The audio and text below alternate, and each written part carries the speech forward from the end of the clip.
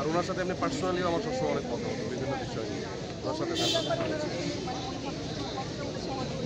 আমার তো মনে হয় উনি নিজেই তরুণ ছিলেন, উনি সবসময় উৎসাহ দিতেন আমাদেরকে। উনি সবসময় বলতেন যে ভয় পাওয়া যাবে না, ভেঙে পড়লে মানে সবসময় আমাদেরকে সাহস দিতেন। তো ফারুক ভাইকে অনেক মিস করবো, কারণ লেজেন্ডারি যে কজন অ্যাক্টর অ্যাক্ট্রেস আছেন ওই সময়কার আমার মনে হয় যে সবচেয়ে বেশি সান্নিধ্য পেয়েছি আমি ফারুক। আমি আসলে বুঝতে পারছি না আমি কী অবস্থায় আছি, শোকটা বেশি তো অবশ্যই, কিন্তু খারাপ লাগছে ভীষণ।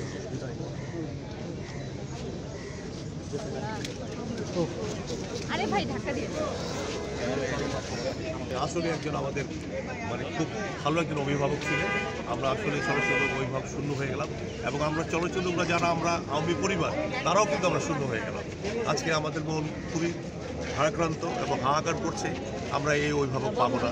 দেশবাসীর কাছে দোয়া চাইব যে আল্লাহ যেন তাদেরকে বেহেশত নসিব করে, আপনারা সেই দোয়া করবেন এবং আমাদের জন্য দোয়া করবেন, আমরা যেন তার ফ্লোয়ার হতে পারি এবং আমাদের স্বাধীনতার পক্ষে আমরা যেন দাঁড়াতে পারি।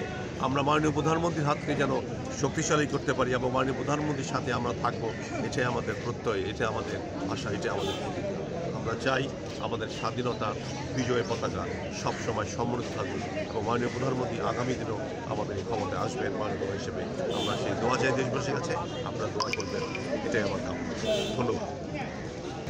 ভাই একটা প্রশ্ন ছিল, সেটা হচ্ছে যে ওনাকে 19 বার জাতীয় চলচ্চিত্র পুরস্কার দেওয়ার কথা ছিল এবং সেটা নিয়ে দেওয়া হয়নি, এটা নিয়ে তার আক্ষেপও ছিল। এই বিষয়ে আপনি কিছু জানেন কিনা বা আপনি কিছু বলা হয়েছিল? আমি জাতীয় চলচ্চিত্র পুরস্কার নিয়ে আমি কথা বলতে চাই না, বিকজ একটা সময় ছিল কেন যেন মনে হতো যেটা পার্টিকুলারভাবে কিছু লোক এটা কিনে নিয়েছে।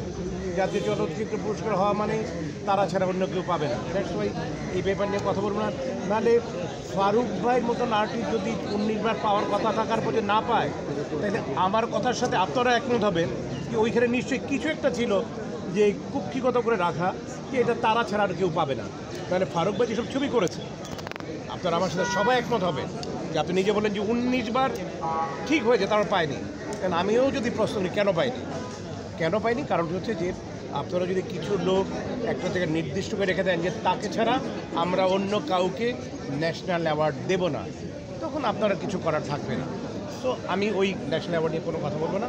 আমি আবারও সবার কাছে এইটুকুই আমি বলবো, আমাকে যারা ভালোবাসে, ইন্ডাস্ট্রিকে যারা ভালোবাসে, এবং আমি জানি ফারুক ভাইকে সকলেই ভালোবাসে, এবং আমরা এখন শুধু একটা জিনিসই করতে পারি, সেটা হচ্ছে ফারুক ভাইয়ের জন্য দোয়া করা। আল্লাহ তাআলা তাকে যেন জান্নাতবাসী করেন, কবরের আযাব তাকে যেন মাফ করে দেন, এবং ওনার যে পরিবার আছে সেই পরিবার যেন এই শোক সইবার ক্ষমতা আল্লাহ তাআলা তাদেরকে। শেষ কথা কিছু। ধন্যবাদ। ধন্যবাদ। আমার সাথে আমার লাস্ট কথা হয়েছিল, সেটা অনেক